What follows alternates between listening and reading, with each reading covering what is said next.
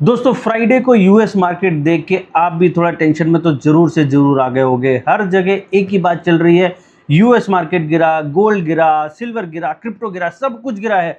और अब सबके दिमाग में एक ही क्वेश्चन चल रहा है, मंडे को इंडियन मार्केट में क्या होने वाला है। और उससे भी बड़ा सवाल, आखिर अमेरिका में तो सिर्फ जॉब डेटा आया था, फिर इतनी बड़ी गिरावट कैसे, वो भी जॉब डेटा अच्छा आया था। और अगर गोल्ड और सिल्वर में करेक्शन आ गया है तो क्या अब डरने का सिग्नल है या अपॉर्चुनिटी, हमें लेना चाहिए या और वेट करना चाहिए।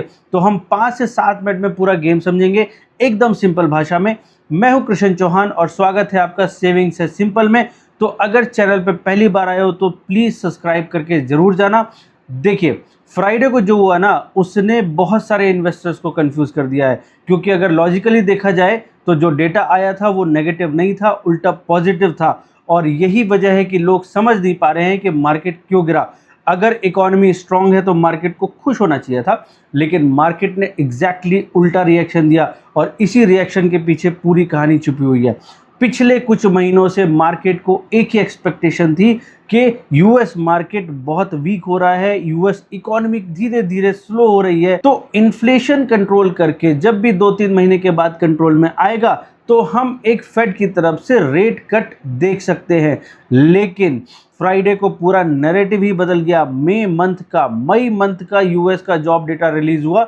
मार्केट को एक्सपेक्टेशन थी कि लगभग 85,000 जॉब्स आएंगी, लेकिन एक्चुअल नंबर आया 1,72,000, मतलब एक्सपेक्टेशन का लगभग डबल। और यहीं से मार्केट का मूड बदल गया, क्योंकि यूएस जॉब रिपोर्ट्स ने एक मैसेज क्लियर कर दिया है कि अमेरिका की इकोनॉमी अभी भी बहुत स्ट्रांग है। अब यहां सबसे इंपॉर्टेंट बात समझिए, मार्केट प्रेजेंट को नहीं फ्यूचर को प्राइस करता है। मार्केट ने तुरंत कैलकुलेशन कर ली सारी कि अगर जॉब स्ट्रांग है तो इकोनॉमी स्ट्रांग है, इकोनॉमी स्ट्रांग है तो डिमांड स्ट्रांग है, अगर डिमांड स्ट्रांग है तो इन्फ्लेशन इतनी जल्दी नीचे नहीं आएगी, और अगर इन्फ्लेशन नीचे नहीं आई तो फेडरल रिजर्व इंटरेस्ट रेट इतनी जल्दी कम नहीं करेगा। बस यहीं से सेलिंग शुरू हो गई। एक लाइन में समझो, मार्केट जॉब्स डेटा से नहीं डरा था, मार्केट रेट कट डिले होने की पॉसिबिलिटी से डरा था। और फ्राइडे की गिरावट की असली वजह यही थी। अब आता है वो कॉन्सेप्ट जो पूरे मार्केट को हिला देता है, यूएस बॉन्ड यील्ड। नाम थोड़ा टेक्निकल है, सुना भी होगा, लेकिन कॉन्सेप्ट बहुत सिंपल है। मान लीजिए आप यूएस गवर्नमेंट को पैसा उधार देते हो। कल तक आप 4% पे रेडी थे, लेकिन आज आप बोलते हो नहीं नहीं भाई, अब मुझे 4.5% रिटर्न चाहिए। बस इसी को बॉन्ड यील्ड बोलते हैं। और फ्राइडे को इन्वेस्टर्स ने ज़्यादा रिटर्न मांगना शुरू कर दिया, इसलिए बॉन्ड यील्ड तेज़ी से ऊपर गई। अब यहाँ से चेन रिएक्शन शुरू हुआ। ध्यान से समझना क्या हुआ, क्योंकि यही पूरे मार्केट की मास्टर की है। जब बॉन्ड यील्ड बढ़ती है तो बड़े इन्वेस्टर सोचते हैं, जब गवर्नमेंट बॉन्ड ही 4-5% रिटर्न दे रहे हैं तो इतना रिस्क लेकर स्टॉक में क्यों बैठे रहें।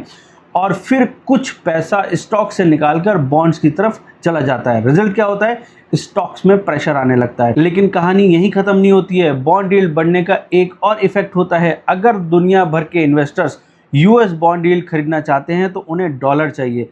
डॉलर की डिमांड बढ़ती है, डॉलर इंडेक्स स्ट्रांग होता है, और जब डॉलर स्ट्रांग होता है तो गोल्ड पर प्रेशर आता ही आता है। जब बॉन्ड यील्ड और डॉलर दोनों एक साथ स्ट्रांग हो जाए तो गोल्ड को डबल झटका लगता है। इसी वजह से गोल्ड में करेक्शन देखने को मिला।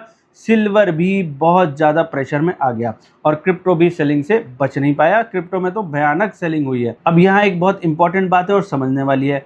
फ्राइडे की गिरावट को देखकर बहुत लोग पैनिक कर रहे हैं, लेकिन इसका ये मतलब नहीं है कि रिसेशन आ गया है। क्या इसका मतलब है कि दुनिया खत्म हो गई है? क्या इसका मतलब है कि गोल्ड की स्टोरी खत्म हो गई है? बिल्कुल नहीं भाई, बिल्कुल नहीं। जिस टाइम पे हर कोई बेच रहा हो ना, उस टाइम पे खरीदने की अपॉर्चुनिटी ढूंढनी चाहिए। यहीं पे रिटेल इन्वेस्टर सबसे ज़्यादा गलती करते हैं। जब बिक रहा होगा ना, जब नीचे आ रहा होगा तो सब कुछ बेच बाज के बैठ जाएंगे, और जब एकदम हाई पे होगा तब एकदम लालच में फोमो में खरीदेंगे। तो देखो एक छोटी सी बात ध्यान से सुनो, फ्राइडे के डेटा ये नहीं कह रहा है कि अमेरिका कमजोर हो गया है। उल्टा फ्राइडे का डेटा ये कह रहा है कि अमेरिका एक्सपेक्टेशन से भी ज़्यादा स्ट्रांग है। मार्केट सिर्फ अपनी एक्सपेक्टेशंस को एडजस्ट कर रहा था, और मार्केट को सबसे ज़्यादा दर्द कब होता है, जब उसकी एक्सपेक्टेशन गलत निकले। मतलब एक्सपेक्टेशन ये थी कि भाई यूएस की इकोनॉमी कमज़ोर हो रही है, लेकिन वो भाई बहुत स्ट्रांग निकली। अब बात करते हैं मंडे की। सब लोग इसी का वेट कर रहे हैं, मंडे को इंडिया में क्या हो सकता है। मेरी अंडरस्टैंडिंग के हिसाब से तो ओपनिंग वीक या वॉलेटाइल रह सकती है। ग्लोबल सेंटीमेंट फ्राइडे को वीक रहा, यूएस मार्केट में प्रेशर था, तो शुरुआत में नर्वसनेस देखने को मिल सकती है। लेकिन एक बात याद रखना, फ्राइडे की यूएस की गिरावट का मतलब ये नहीं है कि मंडे को इंडिया में तबाही हो जाएगी। मार्केट ओपनिंग और क्लोजिंग के बीच में बहुत कुछ बदल सकता है और कई बार जो मार्केट ओपनिंग में दिखाता है क्लोजिंग तक उसका मूड बिल्कुल अलग हो जाता है, क्योंकि लोग बाग तैयार बैठे हैं वैल्यू बाइंग करने को। आप जब बेच रहे हो ना, लोग बाग बहुत स्मार्ट हैं जो बैठे हैं कि भाई सही दाम पे सही प्राइस पे कोई चीज़ मिले तो हम उसको लें। अब सबसे इंपॉर्टेंट पार्ट, गोल्ड और सिल्वर क्या करना चाहिए। देखो भैया, मैं फ्यूचर प्रोडक्ट तो नहीं कर सकता और ना ही कोई गारंटी दे सकता हूँ, लेकिन पर्सनली मुझे एक करेक्शन ऐसा नहीं लगता जहाँ पैनिक में बेचकर भागना चाहिए। अगर कोई लॉन्ग टर्म इन्वेस्टर है तो ऐसे करेक्शन में धीरे धीरे एक्यूमुलेट करना चाहिए, धीरे धीरे खरीदने के बारे में सोचना चाहिए, लेकिन एक ही बार में पूरा पैसा लगा देना भी समझदारी नहीं है भैया। तो इसलिए बोल रहा हूँ धीरे धीरे, क्योंकि शॉर्ट टर्म में ऐसा वॉलेटाइल रह सकता है मार्केट। लेकिन एक ये डिस्क्लेमर है, ये मेरी पर्सनल अंडरस्टैंडिंग है, इन्वेस्टमेंट एडवाइस नहीं है। कोई भी डिसीजन लेने से पहले अपनी रिसर्च ज़रूर से ज़रूर करना है और फाइनेंशियल एडवाइज़र से सलाह ज़रूर लेना है।